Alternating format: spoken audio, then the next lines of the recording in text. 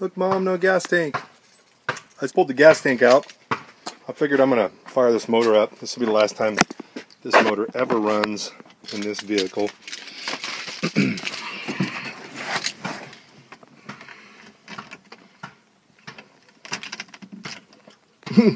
I don't have the battery hooked up. Oh, heck. I'm not going to do that. But check this out. Just pulled the gas tank out. Other than a leaky finger there. No gas, no oil, no grime. Because I got smart and I started wearing these things when I'm working on this thing. So I don't go in and have to hear my wife be concerned about oil smell in the house, because she does not like that. I don't blame her. Anyway, tip for anybody who's getting greasy and has to go into a clean house and doesn't want to get in trouble for it. Check this out. So I got this old Harbor Freight cut-off saw I've had for a long time. Used it for quite a while.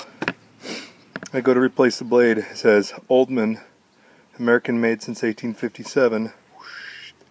When you look here, it says made in New Zealand. Thought that was kind of funny. On a side note. Got the radiator out. Got almost all the bolts unscrewed. Got to disconnect the exhaust here.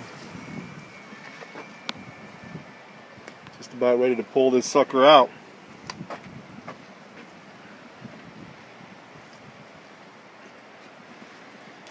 I have this wire actually wrapped around the transmission, so when I get the, because I don't want to pull the tranny out too, so I'm just going to pull the motor out, and that should hold the weight of the transmission along with the, I have a jack down there too holding it up.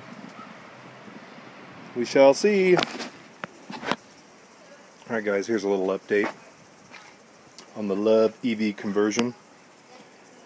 I've got the battery boxes in, and the battery sitting in there. It's crazy because this little truck, just very light suspension.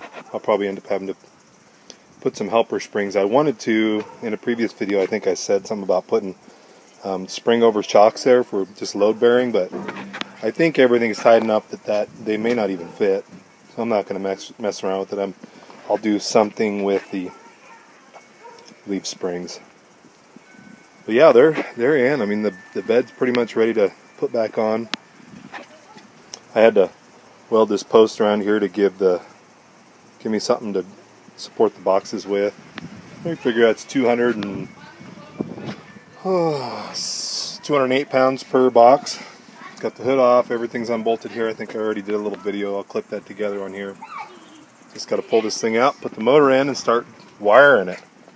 Really, that's the big thing next, is to start wiring it. See if you can see in here. I went ahead and pulled out the clutch pedal. I'm 6'3", and this thing is already small enough. I don't need to take up any more room. So there's that. Looking pretty. Looking pretty. Plenty of clearance.